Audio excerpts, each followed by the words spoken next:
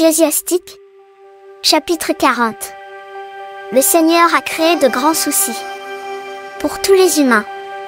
Il fait peser une lourde charge sur eux, depuis qu'ils sont sortis du ventre de leur mère. Et cela durera jusqu'à leur retour dans le ventre de la terre, la mère de tous les êtres vivants. Ils pensent sans cesse à ce qu'ils attendent avec angoisse au jour de leur mort. Cela leur fait vraiment peur. C'est la même chose pour tout le monde. Depuis le roi assis, avec honneur sur son siège, jusqu'au malheureux, couché par terre sur la cendre, depuis celui qui porte le beau vêtement rouge et la couronne du roi, jusqu'à l'homme habillé très simplement. Tous connaissent la violente colère, la jalousie, le trouble et l'inquiétude, la peur de la mort, la rancune et les disputes. Et quand ils sont couchés, pour se reposer, ils ont d'autres soucis en dormant. Après un court repos, ils se mettent à rêver. Et ils souffrent, comme pendant la journée. Ils sont inquiets, à cause de ce qu'ils voient en rêve, comme des soldats qui ont fui le combat. Au moment d'être libérés, ils se réveillent, surpris d'avoir eu peur pour rien. Voici ce qui attend tous les êtres vivants, de l'animal à l'être humain. Mais ce sera cette fois plus grave. Pour les gens mauvais, c'est la mort naturelle ou un assassinat, des disputes, des guerres, de grands malheurs, la famine, la destruction, les épidémies.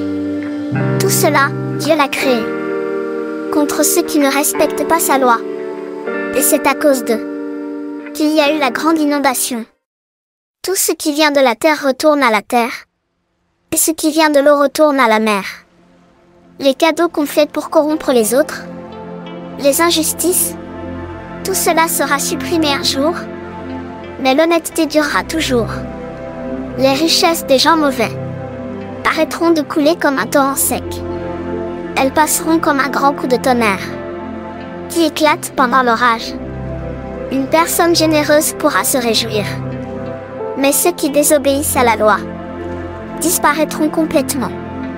Dans la famille de ceux qui méprisent le Seigneur, il y aura peu d'enfants.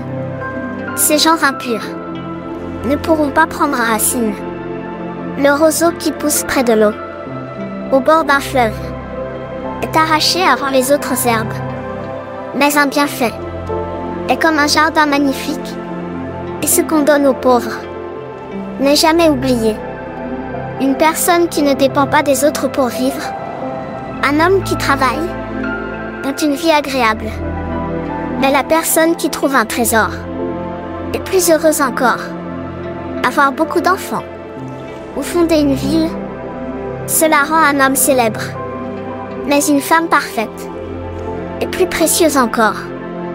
Le vin et la musique réjouissent le cœur, mais l'amour de la sagesse le réjouit plus encore. La flûte et la harpe ont un son agréable, mais une belle voix est plus agréable encore.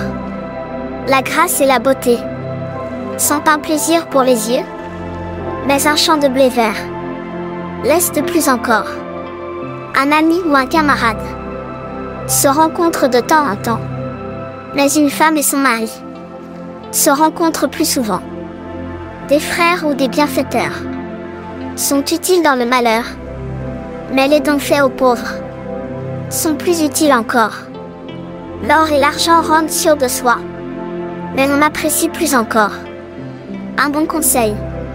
Si quelqu'un est riche et fort, il a du courage, mais s'il respecte le Seigneur, il en a bien davantage. Si nous respectons le Seigneur, nous ne manquons de rien. Nous n'avons pas besoin de chercher du secours. Nous nous trouvons comme dans un beau jardin. Nous sommes mieux protégés que par des honneurs. Mon enfant, ne mène pas une vie de mendiant. Il vaut mieux mourir que mendier. Si une personne regarde avec envie le plat de son voisin, elle ne vit pas vraiment. Elle se salit elle-même avec de la nourriture qu'elle n'a pas gagnée. Au contraire, quelqu'un qui est instruit et bien élevé ne fera jamais cela. Pour celui qui n'a pas honte, la nourriture qu'il a mendiée est douce à sa bouche, mais dans son ventre, elle brûle comme un feu.